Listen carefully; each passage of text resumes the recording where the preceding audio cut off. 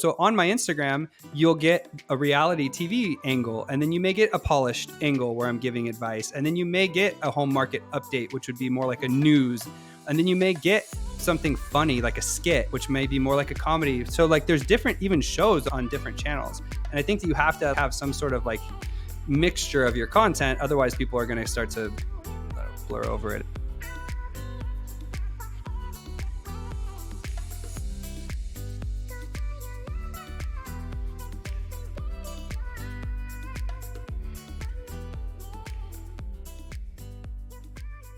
Welcome to the Raquel Show. This show is for entrepreneurs who want to play bigger in business and in life. And in a world where visibility and brand matters to your business, I'm excited today to have a very special person that I met a few times at events. Matter of fact, we were speaking at the same event last week, and I'm excited to have him share his knowledge of video and building a digital footprint.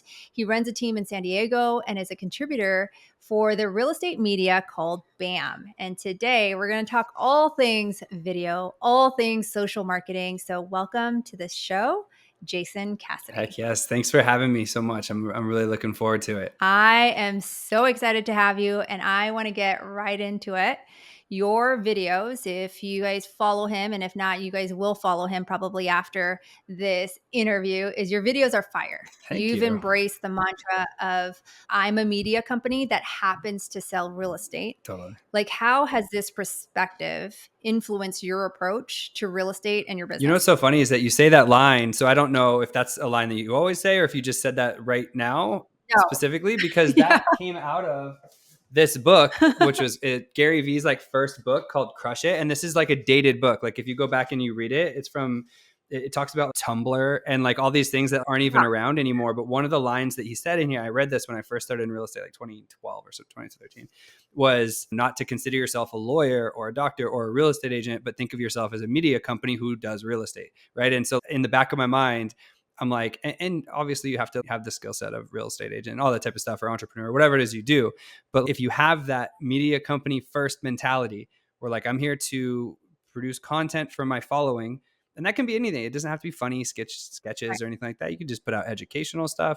You could put out valuable information. Like we're going through all of our NAR car changes right now. If you're the trusted professional, but being able to film yourself and then release it on your social platforms and or to your email database, like on video, your face is such a huge advantage versus someone who's like doing blogs or maybe even not doing anything. So the ability to effectively film yourself and then distribute it using whatever medium is popular at that time is such a cheat code. So you started your business that way with that frame of mind, or is it something that just evolved as you continue to grow your business? I started that way. So I got licensed in beginning of 2013. I was interning in 2012 with a property management company. And so like right about that time, I was 26 or 27, whatever.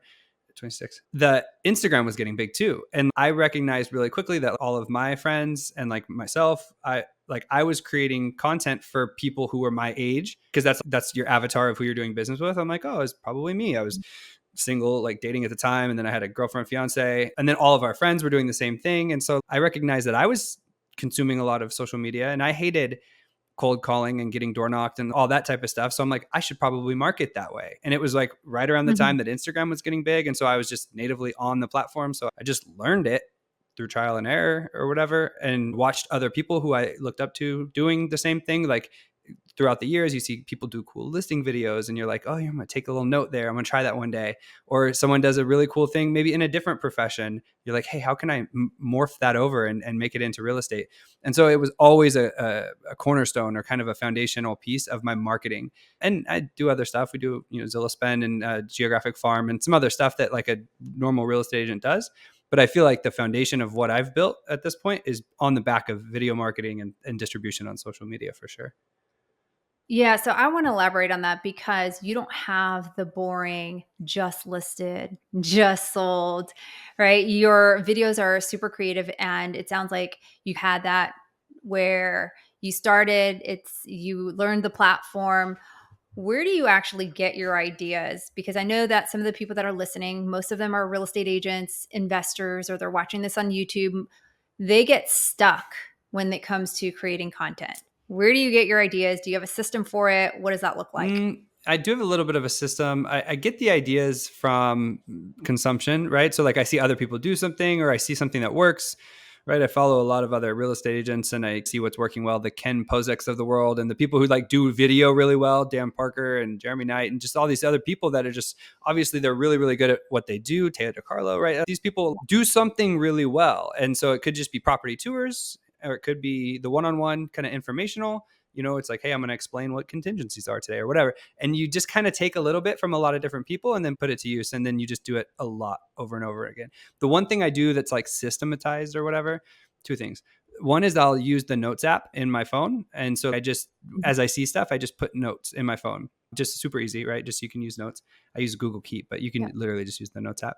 And then I have batch content days. So like I'll have my videographer come in on the second Tuesday of every month or something. Just that way you only have to be on for 6 hours, 4 hours, however long you batch out. Bring a set of clothes so you can change your clothes so it doesn't look like you're in the same clothes the whole time. And then literally go back to your notes app and you're like, oh yeah, that's right. I have 6 video ideas or whatever. And then I may go look up a couple news stories and then maybe talk about any real estate related stuff, market update or car changes or whatever. And then there you go. You have 10 videos right there just from stuff that you saw. So I'm actually here on my computer. I'm looking at my video content ideas. You can't see this, but I'm looking on the right and I just have all these ideas that I've seen from other stuff. Like the very top one says Instagram Reel. Here's what I would do if I had to start over. B-roll background with trending song. And the reason that's there is because I saw someone else do it. And it was like what I would have to do if I started over or how I would do it if I started over. And it was just like a 3-second B-roll or 5-second B-roll in the back with like trending audio. And then they typed a bunch of words. And I don't always do that type of thing where it's like the short clip, but I just thought it was a good idea. Yeah. I'm like, I could actually turn that into a long full video if I wanted to. It was like with me explaining what I would do if I had to start over. You can always tell when I'm talking to a creative because they have all the little details versus a typical real estate agent is, because it's like B-roll and there's trending sounds and there's notes and they're very strategic on batch days and, oh, we're going to do some community videos. Then we're going to spotlight videos. I mean, you have a mix of all of it because I got to see your YouTube and I got to see your Instagram. What apps? You talked about Google Keep and Notes, which is one of my favorites. It's so easy. Like when you think of something, just drop it in your note. Are there apps or things that you would recommend to our audience today that kind of help you with some of the content that you produce? I get ideas from Instagram, YouTube, and a little bit of TikTok. It's just because I feel like there's a younger demographic and they're just so much more creative. And so I do get inspo from those 3 places. And then aside from that, I have a videographer. So the editing is done off. I don't do any of the editing. Very rarely, if I did, or if I do, I would do it on CapCut, which is super easy. And you can usually learn that in half a day. And you can just do for mobile first type vertical videos. CapCut's always easy if you want to add like a little overlay or something like that. And that's about it. I don't use a ton of stuff because usually my videographers will give it back to me, but there are a few things that I'll do by myself. Like I'll just hold a phone up, and just shoot myself doing something. So CapCut's super easy for that. That's just the best one that I've found. I'm looking through all the apps that I use for that type of stuff. And that would be about it, honestly, aside from the social apps themselves to distribute it. And then do you post yourself or do you use any app that auto posts for you? No, I do it myself on purpose. Like anything that has my name on it is me. And so there's the team account, which is everybody on my team has a login to that. And that we can upload, like they can upload their new listings and whatever. And we can spotlight the team members sometimes. But if it has my name on it, it's me. Just because I feel like at this point, your brand is what you are. And so you should never outsource your brand. You can't outsource your brand. You know what I mean? So that's always me. But I don't use any like schedulers or Hootsuite or anything like that, probably because I'm not super organized. And that's probably, maybe I could. I've just never thought of doing that. I feel like sometimes when you're trying to create, it's like you have to do it. You have to strike while the iron's hot. And sometimes you have the creative bone and it's like, I might post, but I don't do it by a rhyme or reason. I'm not going to be like, okay, every Tuesday at 5, I have to post. And then on Thursday I have to post. I don't do that. I post it when I'm ready. That's one of my biggest cons or issues is that when I batch sometimes, I'll get 8 videos back and then I release all 8 in 4 days. And then I have to wait 3 weeks again to go back. And so instead of releasing to a week for 4 weeks like I'm supposed to, I use it all. But just because it's like, hey, I posted a video last week or 2 weeks ago now that went semi-viral, not like mega viral, but had 100,000 views. So then I was jazzed about it because I was watching the engagement on that. So then I posted like 2 more really fast. And so sometimes when something happens in the moment, you have to be able to post quickly. And so I'm not the best at having a schedule, I think, but Yeah, whatever works, right? totally. And it sounds like you've been posting videos for a while. Is there a favorite platform that you use?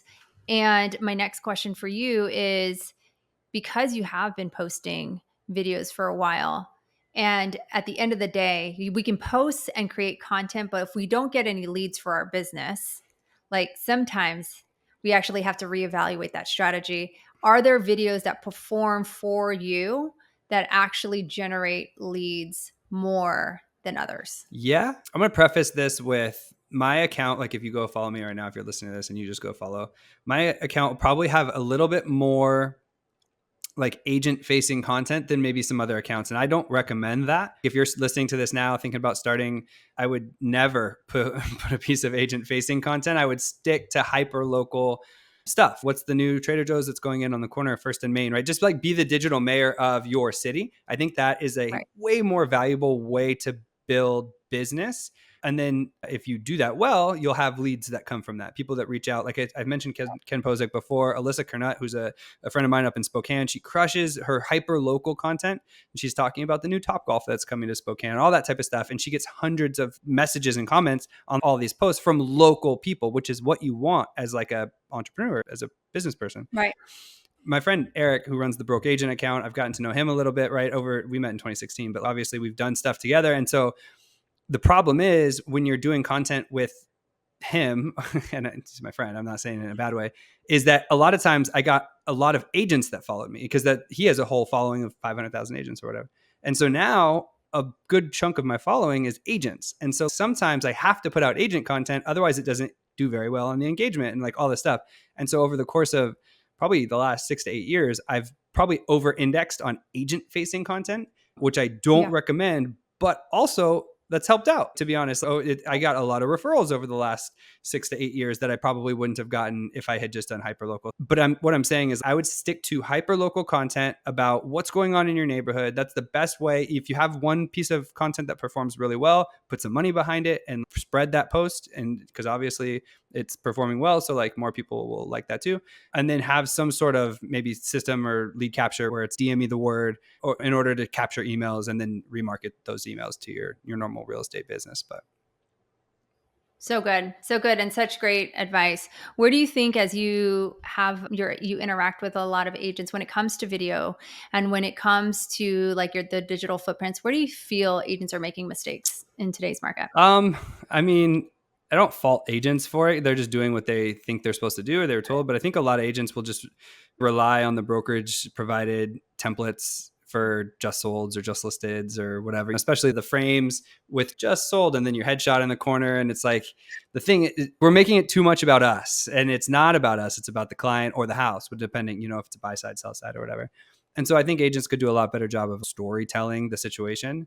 So instead of just sold $50,000 over ask, it could be like, here's how I helped the Altenbergs sell their home in this tough market and net $72,000 more, right? I don't know. It's just like a small, subtle change where you can take it off of you and put it onto the client and then tell that story and do the same thing. I mean, people reading it and watching it realize that you're the one helping them, but it's not about you. There's no other Yeah. profession that is like, in like Bill, the electrician doesn't go home and be like, I crushed this electrical box today and like post, you know what I mean? Like we're the only profession that does that. And it's somewhat annoying. And aside from like the normal stuff of maybe inconsistencies and whatever, but I think that if you're consistent, you're putting out content, though, obviously the baseline stuff, just lay off the just listed, just sold templated stuff. Try to be a little bit more creative, probably would be my advice. Your guess. Yeah. How important is storytelling? I think you do a really good job with your storytelling, whether it's on your stories or on your page, so much that our president at our company always shares your videos or stories on his presentation. I'm sure I wouldn't be surprised if there's one tomorrow. Straight up. So depending on when you're watching this, our president, Sharon, is putting out a NAR kind of company-wide, industry-wide thing. Yeah, you're right. I think storytelling has been essential to me. I read this book. Shout out to Kendra Hall. She's a keynote speaker slash she's an author. I saw her speak in Inman, San Francisco in 2017, and it was the best keynote I've seen in my life. And it was all about storytelling. It had nothing to do with real estate. It was all about the power of storytelling and how you can take any situation as a business owner, entrepreneur, whatever, real estate agent, and you add a story to it and it immediately becomes more appealing. And it like the whole situation becomes more appealing. You become more appealing. And so I've always had that in the back of my mind that, again, as opposed to just sold 3-bed, 2-bath, 100K over asking, whatever. You're like, I first met Mike and Christine. And then you go in, you tell the whole story about how they met. We just did this video. It was amazing. It was a listing video in Carlsbad. And instead, it was not like, it was a beautiful home, but instead of 3-bed, 2-bath, whatever, I actually recorded, like my videographer, we shot the husband and wife, the sellers. And it was like, I'm like, oh, this is a risk. Like I put my sellers on the camera, and the entire listing video was them telling what they loved about the house. And so they were like, basically, like when we moved in, we love the neighborhood. It's close to the community pool. We brought our second son home here when he spent some time in the NICU. And we like, it was like this story about why they love the house, as opposed to me on camera saying it's a 5-bed, 3-bath, right? See the difference? Yeah. If you can utilize a good story in your marketing, not only does it sell the widget better, but it makes you look a lot better too. And people are just more engaged with a good story. So that's always been a big thing. And yeah, then you can use it creatively as well. If you're doing like what we call like story chains or something, where you're using your Instagram stories to tell a story, but you tell like a quarter of it in the first panel and then a quarter in the second and then a quarter in the third. And then it's like, you know, you have the beginning, the middle, and then the end, and you tell it across multiple stories. You can keep an engaged audience later. And so there's just different ways you can utilize storytelling in this new way of social media, Instagram stories, stuff like that. What a neat way to capture a listing video. I've yet to see something like that where they actually put the sellers in the video. So super cool. Is it out yet? Oh yeah, That yeah. That listing one video? sold. That was like late last year. I'll text it to you so you can Oh, put it in so your notes here or whatever. But I'll cool. message it to you so you could see how that came out. I was so stoked with how that one showed. Yeah. So if you had to start all over, knowing what you know today, what would be like 3 things that you would do to build your digital footprint and start with video Uh, or upgrade your video Yeah, game? for sure. I think initially I would just probably, if I was starting brand new from scratch, I would probably pick two platforms, probably YouTube, to be honest. That's not even where I am now. I have YouTube, but I'm not really a big YouTube person. But I feel like YouTube, the thing is, obviously you mentioned it and it's like really important, is like that's where the business comes from, because Instagram and Facebook, to a certain extent, that those are follower based. People are following you because they like you or they know you or whatever. Whereas YouTube is like intent based searching. Someone searched for, you know, like pros and cons of moving to San Diego or 3 tips to moving to San Diego. They didn't search for Jason Cassity for YouTube. They searched for something. And so those people are the people who are looking to buy or sell real estate. So ultimately, if I were starting out somewhere, I would just, for the first 100 days, again, if you're starting out, it's because you don't have a ton of business, right? Or whatever. So like I have nothing but time. I'm probably shooting like 100 videos across 100 days about all things San Diego local, like pros and cons, things I wish I knew when I moved to San Diego, best neighborhoods, best school districts, whatever. Every video I could possibly think of, to the point where I have 100 videos on YouTube and I'm starting to grow a YouTube presence. I would probably read something like YouTube Formula. And so I would read a book like that where you learn how to do the thumbnails and you learn how to do it. And over the first 100 days, you have 100 videos. And then now you've started to establish like a YouTube presence. I would probably start there, because then secondarily, with the long form stuff like YouTube, you could clip that down into short form. It's easier to clip long form down into short form. You can't really take short form and put it up into long form. So I would just say shoot long form local content for a YouTube channel and then clip it down. And then lastly, what I would probably do, or secondarily, what I would probably do is I would start to grow my brand on Instagram. And from there, what I would probably do is, literally if I was just starting, is I would do the Gary V $1.80 strategy. I don't know if you've talked about this in your show before, Yeah. but and they don't actually, it doesn't work the same way anymore. Cause like back in when I started it in Instagram, there was like a top 9 on every hashtag. Do you remember this? And so you would go to like hashtag San Diego or hashtag real estate, and then there would be a top 9. And so it would be the 9 most popular posts for that relevant hashtag or that location. And then the whole point was that you would leave your 2 cents on the top 9 for 10 different hashtags or whatever. And so you're leaving $1.80 per day or something like that, because you're leaving your 2 cents on 90 different posts. So the premise still works though, is you can literally go to a location or a hashtag or whatever, and then you're just leaving your 2 cents which is basically like a relevant comment, not like, so you're not like nice pick, but like, hey, I love your hat, dude, Giants fan. I'm a huge Giants fan too. I'm from Northern California. Great job. Keep it up. So something more relevant to the picture or to the video. And you're just leaving your 2 cents. And then when you do that, you can actually go and then you can, because when someone random leaves a comment on your stuff, what do? Most likely you go look to see who that is. And then if they have a good profile and you see it's not like a bot or like you may follow them back. Right. And so now you're starting to gain followers, you're starting to have engaging conversations, and you're starting to build your brand up.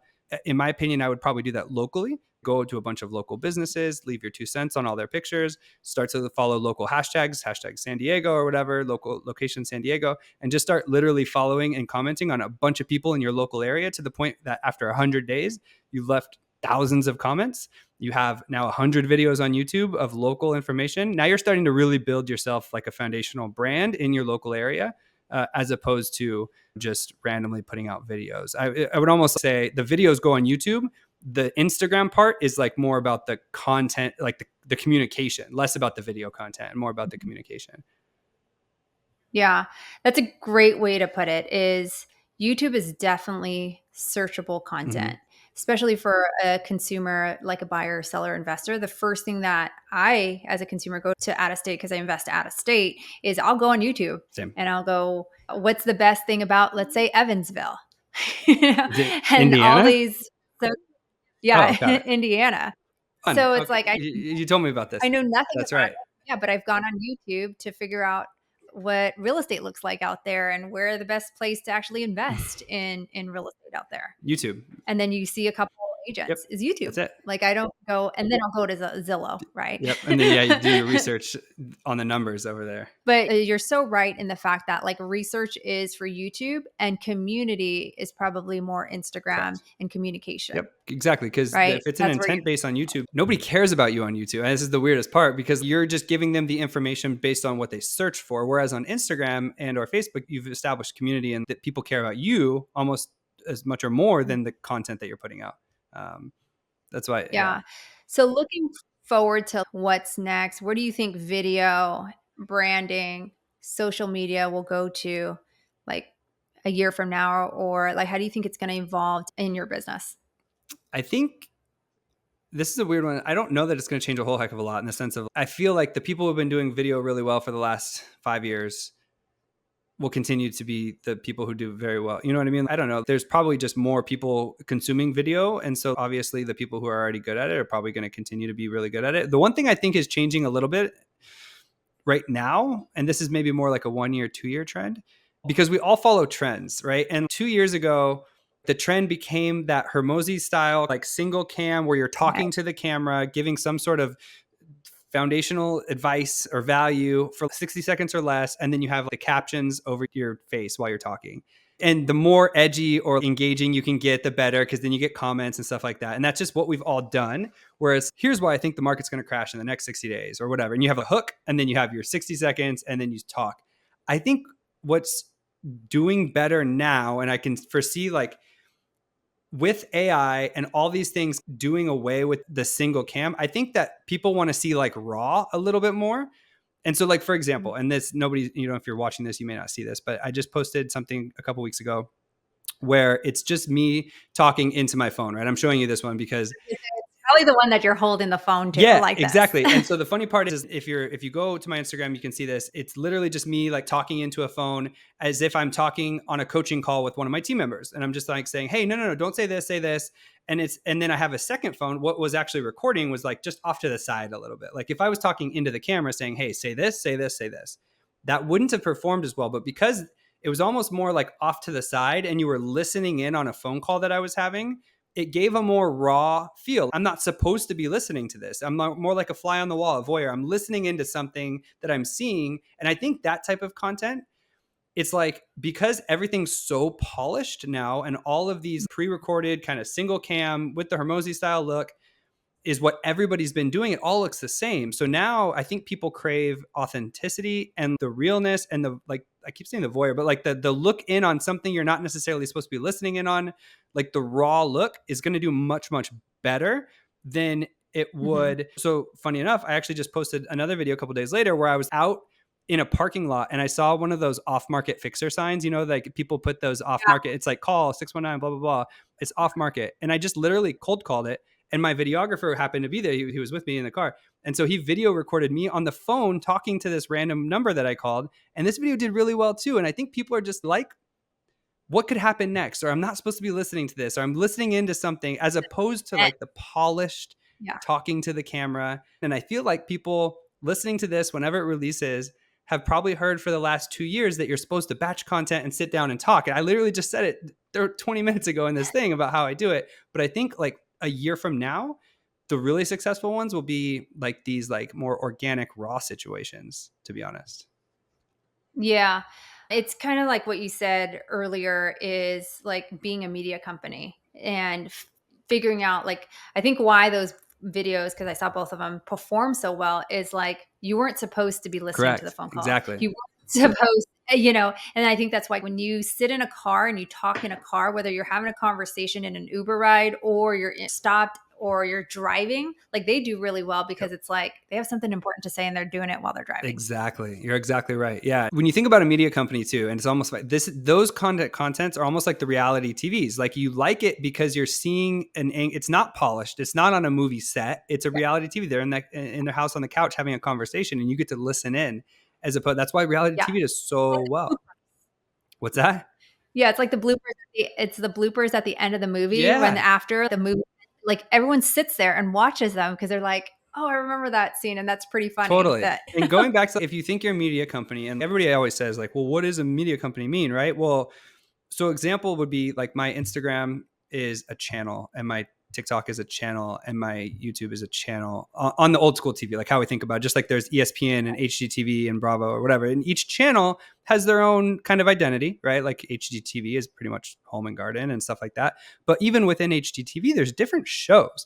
There's like Fix and Flop, and then there's House Hunters, and then there's different shows. So on my Instagram, you'll get a reality TV angle, and then you may get a polished angle where I'm giving advice, and then you may get a home market update, which would be more like a news, and then you may get something funny like a skit, which may be more like a comedy. So like there's different even shows on different channels, and I think that you have to have some sort of like mixture of your content. Otherwise, people are going to start to blur over it if it's like the same exact talking head video every single time.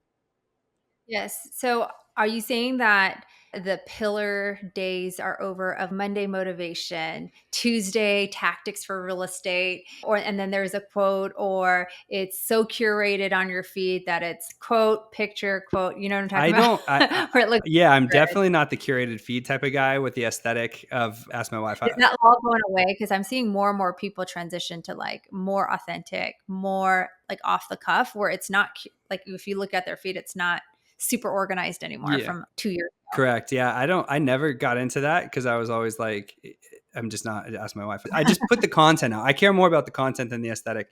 But yeah, I think ultimately what you're talking about, like having like signature stories though, I think that can be useful if you're like every Wednesday I do an AMA or something, and then people can get used to the fact that you do an AMA every Wednesday.